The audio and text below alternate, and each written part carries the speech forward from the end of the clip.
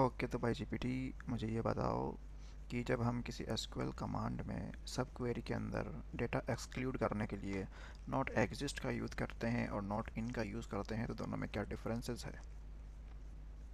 बिल्कुल। Not exist और not in का यूज हम डेटा एक्सक्लूड करने के लिए करते हैं, लेकिन इनके बीच कुछ अंतर है। नॉट एग्जिस्ट एक सब क्वेरी के रिजल्ट के बेस पर चेक करता है कि सब क्वेरी में कोई रिकॉर्ड मौजूद है या नहीं। अगर सब क्वेरी से कोई रिजल्ट नहीं मिलता तो मेन क्वेरी से वो रो एक्सक्लूड हो जाता है। वहीं नॉट इन एक लिस्ट या सब क्वेरी के रिटर्न हुए वैल्यूज को चेक करता है। अगर सब क्वेरी में कोई वैल्यू नल है तो नॉट इन पूरे रिजल्ट को नल मान लेता है, जिससे अप्रत्याशित रिजल्ट आ सकते हैं। इसलिए अक्सर नॉट एग्जिस्ट को ज्यादा सेफ माना जाता है। अच्छा, मान लो कि जैसे कि अगर मैं श्योर हूँ इस बात पे कि कोई भी डेटा निल और अनडिफाइंड नहीं है, तो उस केस में क्या दोनों ही सेम काम करेंगे? अगर आपको पक्का है कि सब क्वेरी से नल वैल्यूज नहीं आएंगी तो नॉट एग्जिस्ट और नॉट इन दोनों ही लगभग एक जैसा काम करेंगे। लेकिन ध्यान रहे कि नॉट इन में अगर सब क्वेरी या लिस्ट में कोई वैल्यू नल आ गई तो वो सब कुछ नल कर देगा। इसलिए अगर जरा सा भी डाउट हो तो नॉट एग्जिस्ट ज्यादा रिलायबल रहता है।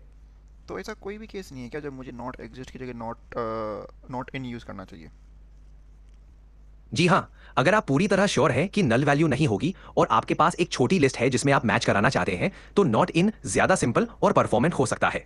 ये तब भी उपयोगी है जब आपको सीधे वैल्यूज की लिस्ट के साथ तुलना करनी हो। अच्छा, मान लो कि अगर मैं सेम काम नॉट एग्जिस्ट कर तो क्या होगा? सपोज मेरे पास लिस्ट छोटी है सब क्वेरी में, बट मैं अगर वही चीज़ नॉट एग्जिस्ट के साथ करूँ तो क्या दिक्कत है? अगर लिस्ट छोटी है तो नॉट एग्जिस्ट के साथ भी कोई खास दिक्कत नहीं होगी। बस परफॉर्मेंस के मामले में थोड़ा सा फर्क आ सकता है, क्योंकि नॉट एग्जिस्ट सब क्वेरी को रन करके चेक करता है। स्टिल अगर बहुत ज्यादा डेटा हो तो नॉट एग्जिस्ट थोड़ा तेज हो सकता है, पर छोटी लिस्ट में कोई मेजर इशू नहीं आएगा। अच्छा, तो मैं समझा नहीं। जैसे तुम एक बात तो कह रहे हो कि हर बार क्वेरी रन करेगा, तो ये तो बल्कि परफॉर्मेंस में स्लो होना चाहिए ना, नॉट इन के मुकाबले। हाँ, सही कहा। अगर लिस्ट छोटी हो और सीधे वैल्यूज की तुलना करनी हो तो नॉट इन ज्यादा तेज हो सकता है। लेकिन अगर बड़ी या कॉम्प्लेक्स सब क्वेरी हो तब नॉट एग्जिस्ट परफॉर्मेंस में बेहतर साबित हो सकता है। इसलिए सिचुएशन के कैसे? हिसाब से बिल्कुल सब कुछ आपके डेटा और सिचुएशन पर निर्भर करता है। अगर डेटा सेट छोटा और सिंपल हो तो नॉट इन यूज करना अच्छा है, लेकिन अगर डेटा कॉम्प्लेक्स है या नल वैल्यूज का चांस है तो नॉट एग्जिस्ट सेफर चॉइस होती है। देखो, ये मान के चलो कि डेटा तो बड़ा ही है, डेटा छोटा नहीं है।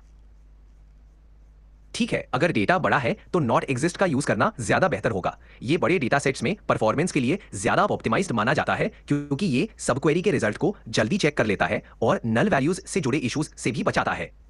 एक मिनट, मुझे दोनों एक्चुअल में काम कैसे करते हैं वो बताओ। नॉट एग्जांपल से बताओ। सपोज मेरे पास दो सेम डेटा की टेबल्स है और मुझे कुछ रिकॉर्ड्स एक्सक्लूड करने हैं एक टेबल में से, ऐसा कुछ एग्जांपल से मुझे बताओ दोनों काम कैसे करेंगे। बिल्कुल। मान लीजिए आपके पास दो टेबल है, ऑर्डर्स और शिफ्ट ऑर्डर्स। अब आप उन ऑर्डर्स को एक्सक्लूड करना चाहते हैं जो शिफ्ट ऑर्डर्स में है। नॉट एग्जिस्ट का यूज ऐसे होगा: select star from orders O where not exist from shift नहीं, ऑर्डर्स एस। मैं तुमसे सिंटेक्स नहीं पूछ रहा हूँ कि सिंटेक्स कैसे होगा, मैं ये पूछ रहा हूँ कि वो दोनों डेटाबेस में कैसे काम करेंगे। समझ गया।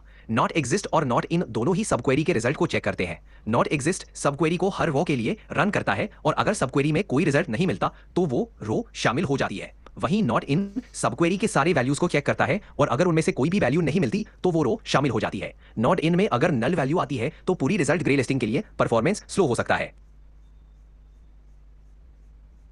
अच्छा।